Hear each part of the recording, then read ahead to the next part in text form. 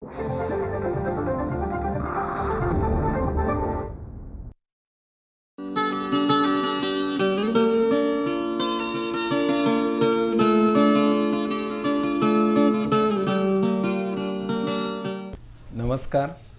कलारंग या कार्यक्रमात आपल्या सर्वांचं मनपूर्वक स्वागत.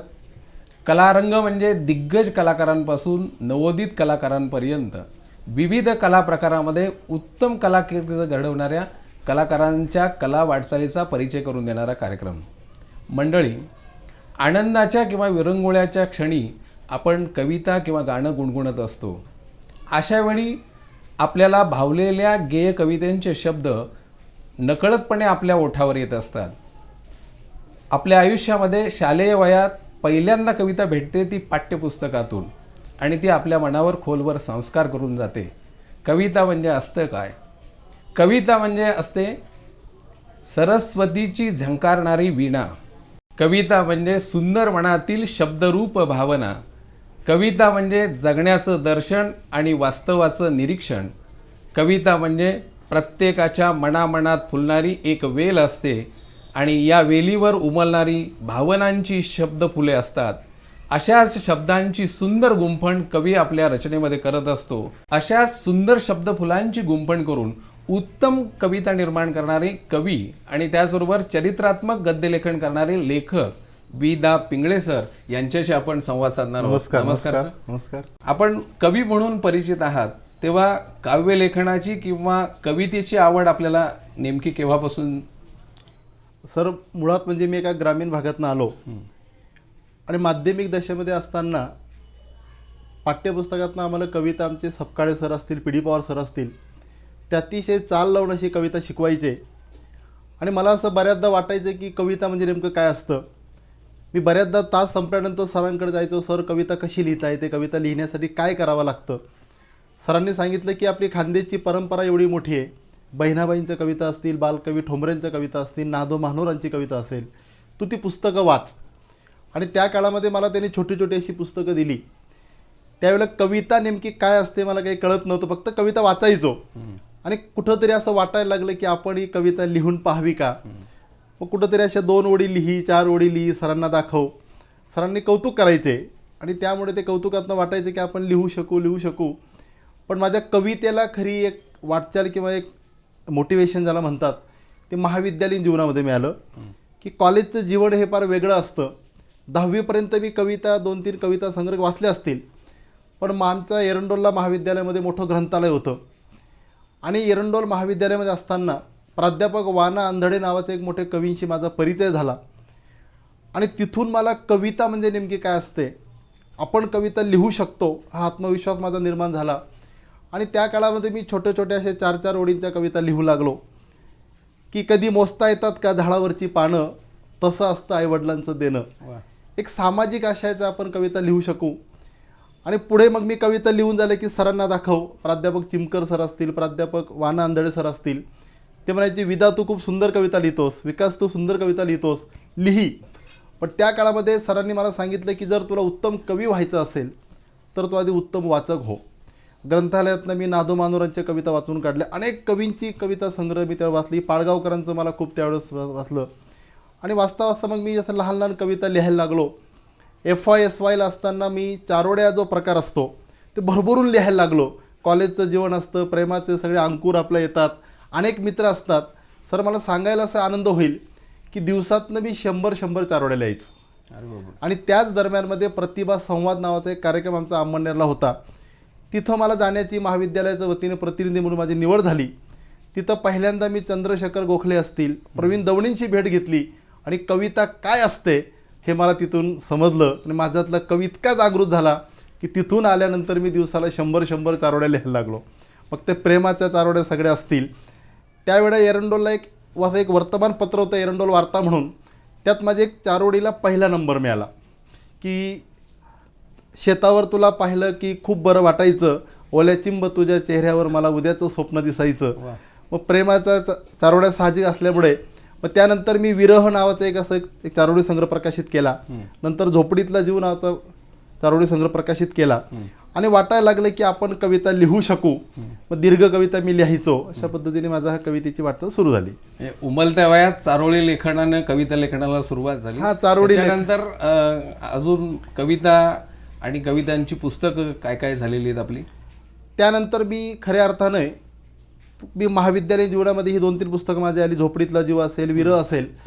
पण मी BA इंग्लिश तिथून झाल्यानंतर मी पुण्यामध्ये शिकायला आलो आणि पुणे हे खरोखर एक साहित्याचं, संस्कृतीचं खरोखर माहेरघर आहे. पुण्यामध्ये आल्यानंतर मी पुणे विद्यापीठामध्ये MA इंग्लिशला ॲडमिशन घेतलं. तिथं जयकर ग्रंथालयामध्ये हजारो पुस्तकं होती. मी जे हातात मिळेल ते पुस्तक वाचायचो आणि विशेषतः जरी मी इंग्रजी विभागाकडे असलो तरी मराठी वाङ्मयाची आवड असल्यामुळे तिथल्या मराठी विभाग, त्यावेळेस डॉक्टर कोतापल्ले सर विभाग प्रमुख होते, सरांकडे जाऊन बसणं, सरांकडनं पुस्तकं घेणं, जयकर ग्रंथालयामध्ये पुस्तकं वाचणं आणि खऱ्या अर्थाने माझ्यातला कवी जी प्रगल्भता जी असते ती मला पुण्यामध्ये खरं मिळाली. इथं मग अनेक साहित्यिकांना पाहता आलं, ऐकता आलं आणि त्यामुळे मग कवितेची प्रगल्भता, कवितेची उंची जी असते, कविता नेमकं काय असतं, कुठल्या मीटरमध्ये कविता लिहावी लागते, मुळात मला मुक्त छंदातल्या कविता वगैरे लिहायला असं आवडायला लागल्यात.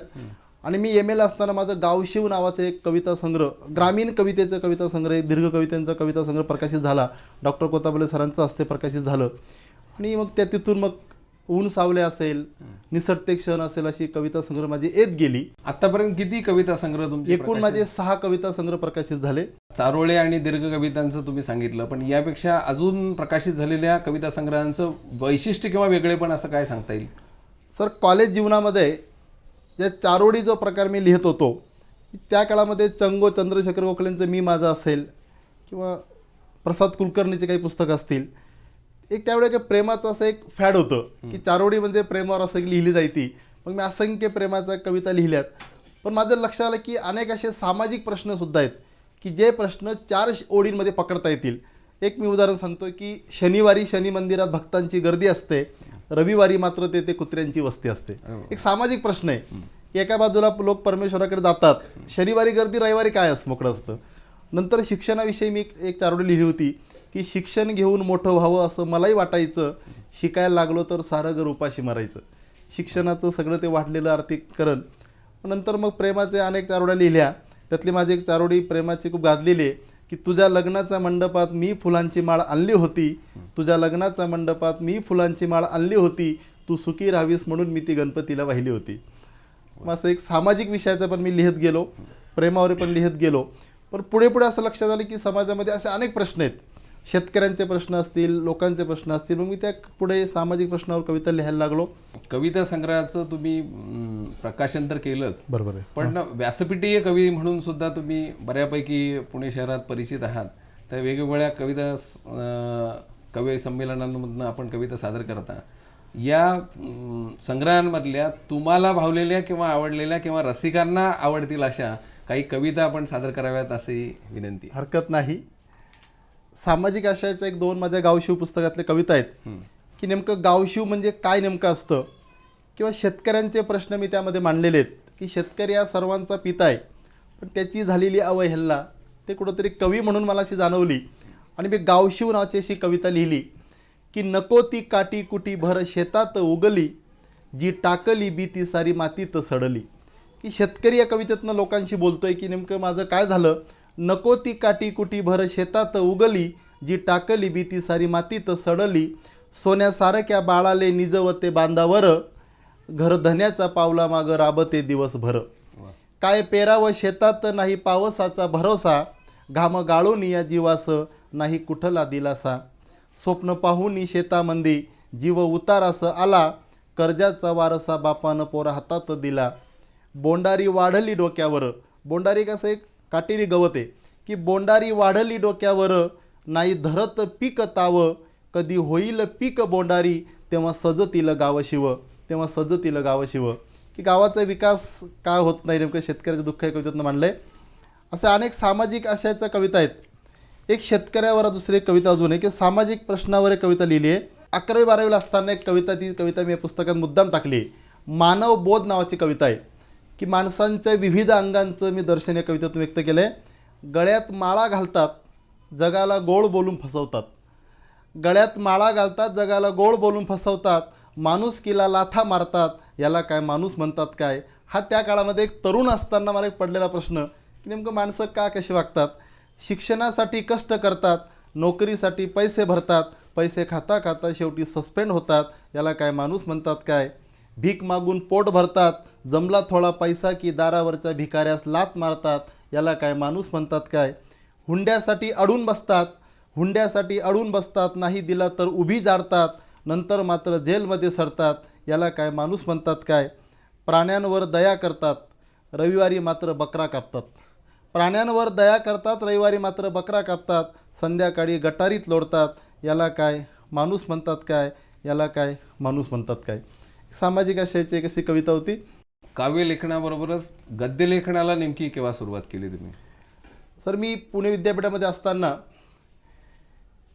मी गोनी दांडेकरांचे गाडगेबाबांवरचे पुस्तक वाचलं. त्यानंतर मला वाटलं की समाजामध्ये एवढे मोठे समाजसेवक असताना सामाजिक परिस्थिती अशी बिघडलेली किंवा अशी बरबटलेली का वाटते? एवढं महाराष्ट्रामध्ये एक संतांची, समाजसेवकांची परंपरा असताना मी विचार केला. मी गाडगेबाबा सुरुवातीला वाचले, मला गाडगेबाबा खूप भावले.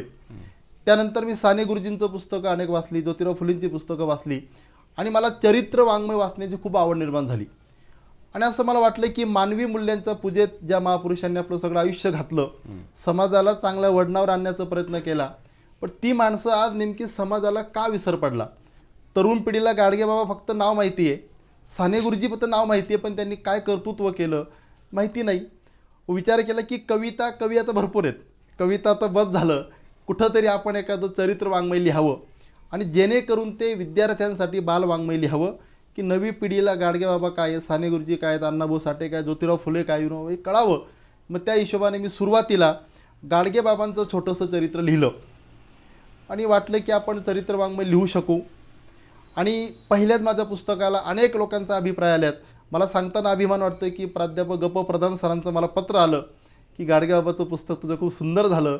मला इतकं बरं वाटलं की आपल्या लेखनाला एक सन्मान झाला. प्रधान सरांनी आशीर्वाद द्यावायच्यापेक्षा मोठं काही नसेल. मग तिथून सर मी चरित्र वाङ्मयाकडे इतका वळालो. नंतर मी साने गुरुजींवर पुस्तकं लिहिलं, अण्णाभाऊ साठेंवरती एक चरित्र लिहिलं की ज्या पुस्तकाला महाराष्ट्र शासनाचा उत्कृष्ट वाङ्मय निर्मितीचा पुरस्कार मिळाला. ज्योतिराव फुलेवरती पुस्तक लिहिलं, क्रांतिगुरू लहुजी वस्तादांवर पुस्तकं लिहिलं, मामासाहेब मोढांवरती पुस्तकं लिहिलं.